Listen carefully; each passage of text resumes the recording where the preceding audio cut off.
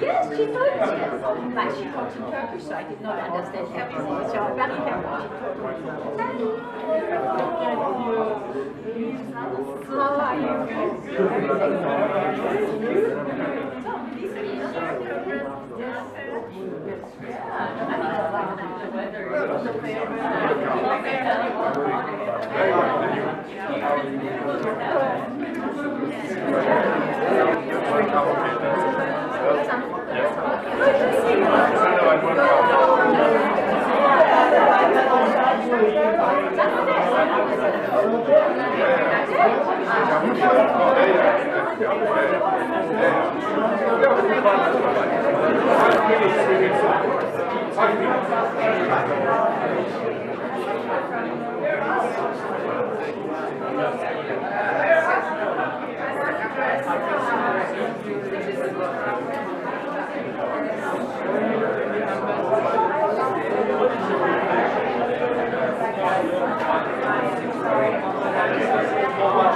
So, no microphone. Only if the musicians need it, we rent it.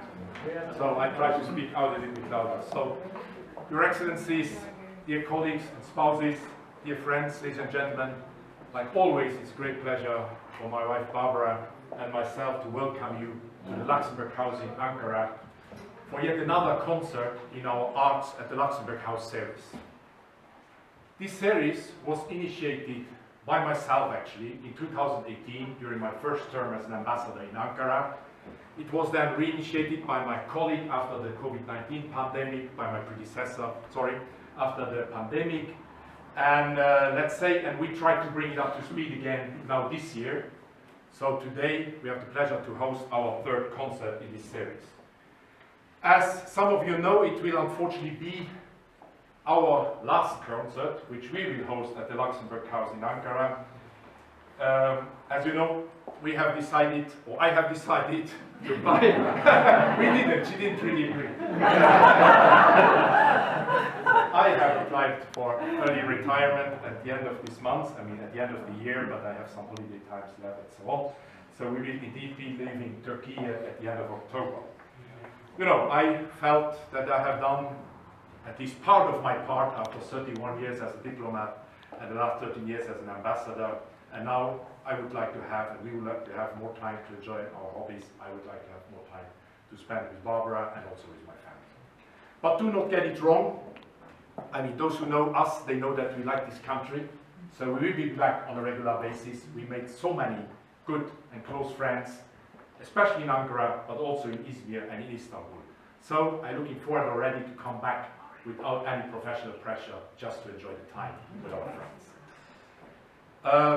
I'm, of course, very happy today that we have the chance to host this last concert, and I already thanked this afternoon our pianist that he was ready to move it forward at a very short notice because it was planned actually in the month of November. So in a few minutes I will have the pleasure to welcome the great Luxembourg pianist Jean Muller, who has shown exceptional musical talent since his earliest childhood. Following initial training at the Conservatoire du Luxembourg, he attended renowned piano schools in Brussels, Munich, Riga and Paris. At the age of 19, Jean Muller became a laureate of the prestigious Tribune Internationale des Jeunes Interprètes, hosted by the European Broadcasting Union and organized in collaboration with UNESCO. In 2004, Jean Muller won the Concours Poulenc in France by unanimous vote of the jury and collected all available prizes. He's of course been regularly invited to prestigious stages, to international festivals, and performed extensively with well-known orchestras. Some critics call Jean Muller a master craftsman who combines savage technical voltage with a capacity for bold and interpretive risk. He performed the complete cycle of Beethoven and Mozart sonatas in concerts and recorded all of them as a CD, on CDs, but his recordings are of course also available recording across the digital platforms. He also enjoys the renowned title of Steinway Artist, and since 2010 he's a professor at the Conservatoire de la Ville de Luxembourg. I'm personally very pleased to welcome Jean Muller in a minute, because we got to know each other about 10 years ago when Jean was performing on the occasion of the state visit of their Royal Highnesses, the Grand Duke and Grand Duchess of Luxembourg, to Poland at the time when I served in Warsaw as an ambassador. So for all us, it's also a kind of a reconnection in Ankara.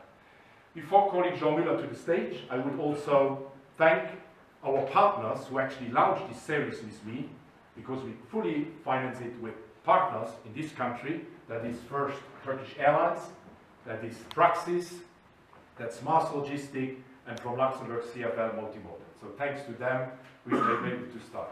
Now, ladies and gentlemen, please join me to welcoming on the stage Jean Muller.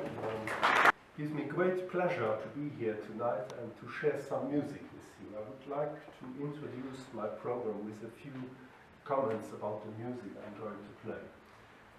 So I shall start this evening with one of the really most well-known pieces of the pianistic repertoire, the Sonata Opus 27, number 2 by Ludwig van Beethoven, also and better known as the Moonlight Sonata. Now, the title has two components. First, it says Sonata quasi una fantasia. This is from Beethoven himself, and it gives us a hint that here he's more loosely structuring his work, and it has a kind of an improvisatory feeling. As for the famous Moonlight title, it is not from Beethoven himself. It is by the German poet Ludwig Rellstab, who had the idea that by listening to the quiet sonorities of the first movement, he saw a ship on the Lucerne Lake in Switzerland. Now, there has been some ongoing debate about this title, whether it is useful or not. Personally, I think it has been settled because it has stuck for 200 years. So whether it is good or not doesn't matter. It's stuck, and it's also a part in the great popularity of the work. Now, I feel that the first movement is more like something like a funeral march. You have to know, Beethoven in 1801, he was already going deaf, and he was really desperate. And at that time, he met the Countess Giulietta Giucardi, who became his student, and, like so often, he fell madly in love with her. Well, the girl was 14, he was 31, and of course there was the social distance too, so there was no hope for this romance. And I think that this work displays Beethoven's despair about this, the loss of this impossible romance. The second movement is very light and elegant, and the third is oscillating between real rage and despair. Franz Liszt, the famous composer, put it in one sentence. He said the second movement is like a flower in between two abysses. All the interpretation of known and less known pieces, and also for the historical and social context you shared with us, which is, I guess, at least for me, very useful. And so thanks a lot. And as a token of our appreciation, Barbara would like to offer you a souvenir from Ankara instead of the traditional flowers, but we want you to remember Ankara when you travel home.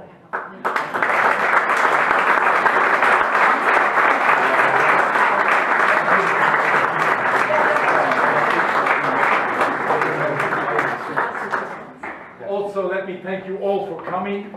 Thank you very much. Some of you, or many of you, have become regular guests of our series.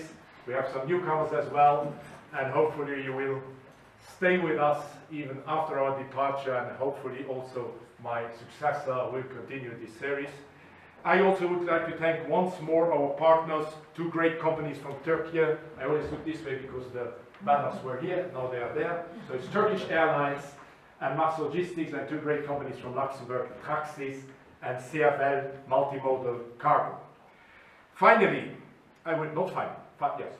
Finally, I would like to thank my team, which works with me on this concert, and when you're a small embassy, that's actually more or less the whole embassy, which works on these events at least the day before.